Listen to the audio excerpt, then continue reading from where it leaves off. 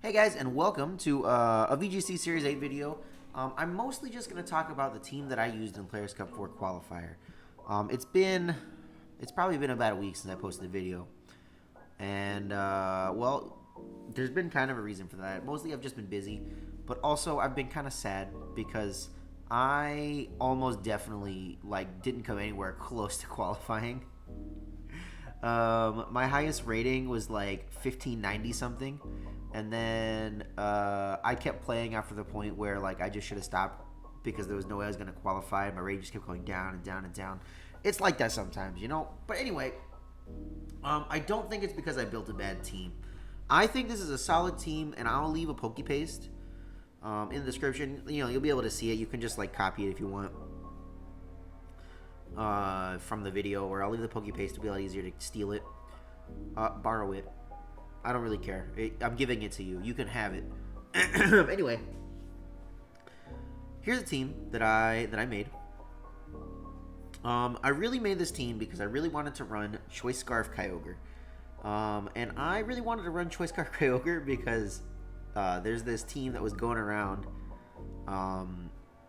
from Players Cup 3, I think, actually, where it was a Choice Scarf Kyogre team with Excadrill and a Kingdra that had Clear Smog on it, and I thought it was so cool. So I started by almost copying that team. I started off almost copying that team, but putting my own spin on it, and this is where I ended up total. So you have Kyogre, Choice Scarf, running Water Spout and Origin Pulse because sometimes you don't have enough HP to Water Spout, you know?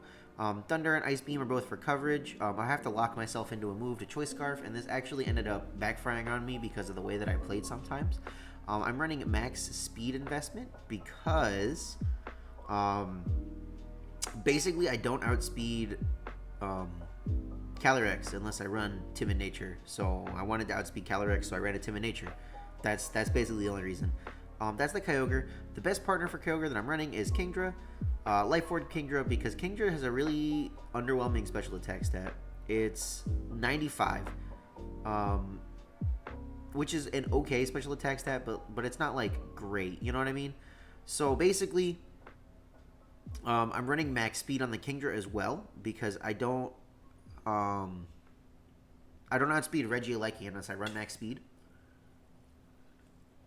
In Rain, anyway. I don't outspeed Regieleki in Rain unless I'm running max speed, so I decided to run max speed. And that actually came in handy a lot, because what I could do is, if I knew I was coming up against Regieleki, and even if it was going to Dynamax, I could Airstream into it to break a potential Focus Sash, and then it would always go down to Water Spout. And those are some good turns, really catching people off guard. Regieleki does give this team a lot of problems, so I was running Raichu. It is the Sing Raichu. Because that's the one I have. I didn't want to have to make a whole new Raichu. It's the same Sing Raichu that I've used on every single team. Max HP, max speed, Fake Out Sing, Protect, Volt Switch. And the reason that having Choice Scarf on my Kyogre was a problem sometimes was actually because of this Raichu. Every once in a while, I would try to Thunder into something the same turn that I switched into Raichu, and Lightning Rod would just block my own Thunder from hitting my opponent. Really dumb. Don't recommend. Don't do that. Be smarter than me if you're gonna try this team out. But yeah, the Raichu was actually really good. I'd say probably if I was gonna change anything about this team, the first thing I would change is this Raichu. I don't know what I would run in its place. Maybe just run Regieleki. But the Raichu was good. And I think if anything, maybe reducing the reliance on Sing is probably just a really good direction to go if you want to take my team and make it better. The next Pokemon I'm running, Grimmsnarl, the boy, Babiri Berry on Grimmsnarl is so good. With Babiri Berry, you will always take Behemoth Blade, even if the Zacian is still a +1. You will always take Behemoth Blade, and that is just huge. I cannot express how good it is to be able to take the Behemoth Blade and still be able to Scary Face the Zacian next turn. So what that allows me to do is I can Scary Face into it on one turn and then Fake Tears on the next turn, and it'll always go down to Water Spout. It's really neat. A lot of things you'll find that are neutral to Water Spout that would just barely live it in the rain, or even if they resist Water Spout, Ferrothorn after a Fake Tears doesn't always take Water Spout, which is really funny. Um, so yeah, running Scary Face and Fake Tears on the same set was actually really nice. I really enjoyed the way this Grim style worked. This is the first time I've run a Grim style that just wasn't screens. So it was really neat. Spirit Break, because it's your best attacking move. Like, very rarely do you see a Grim style not run Spirit Break. And then Fake Out, just for extra Fake Out pressure. Since I'm running Choice Scarf on the Kyogre, I kind of need to like steal turns to be able to like make switches to change what move I'm using, and Fake Out helps immensely with that. Next Pokemon that I like put on the team was Rillaboom. Assault Vest is pretty standard Rillaboom set that I just run all the time. Max attack, a little bit of special defense, max HP. Pick up Grassy Glide, high horsepower knockoff. If I'm running like Miracle Seed, I'll always run Woodhammer, and if I'm running Assault Vest, I'll almost always run high horsepower, just because, right, especially right now, it's really good for hitting Zacian. You really just need to hit Zacian for weakness sometimes, and high horsepower helps so much. It's also really good having a knockoff user, because there is a lot of Porygon 2 in the format, and being able to knock off their item and like reduce their bulk by half is just really, really good.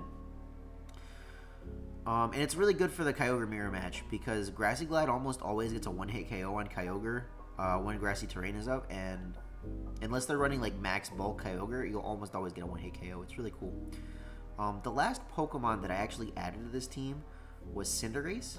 And this was a last minute thing I did, like literally like the day before the tournament. I was like, okay, I have this Metagross. It was the Excavalier first. It became a Metagross with weakness policy, and then that didn't really work out for me either. So I decided on the Cinderace, and like I said, I literally made this change the day before the tournament, and it ended up being so good.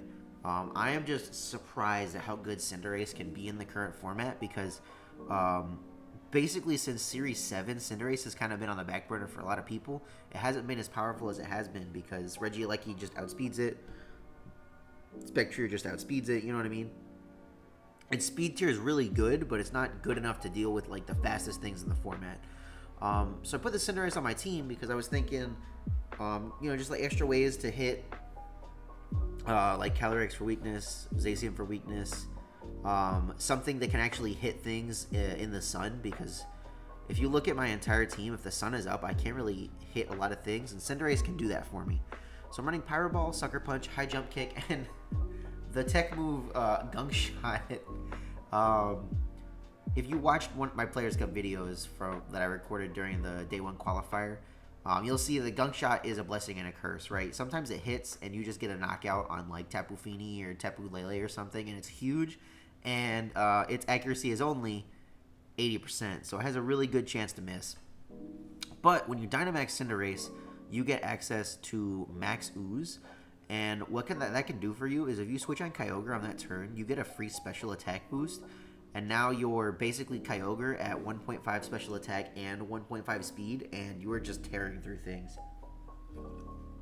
It's really, really kind of scary. Using Max Darkness kind of achieves the same thing, because it lowers the opponent's special defense by the same amount, and you actually get to hit both of them, so that's really cool. High Jump Kick is also really important. High Jump Kick has its 90% accuracy, whatever it is. Yeah. When High Jump Kick misses, it sucks. But High Jump Kick provided so much coverage for me. It's really helped me to understand that having a fighting type on your team, like having that fighting type coverage in this format right now, is really important, because you got the Porygon 2s running around, Regigigas is still running around, Tyranitar is still somehow running around. Like it's nuts all over the place. So I really enjoyed the Cinderace. I think the Focus Sash is a good choice for it.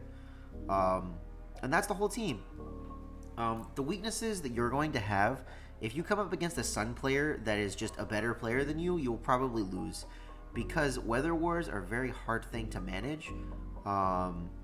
And it's just really difficult to like manage the Weather Wars sometimes.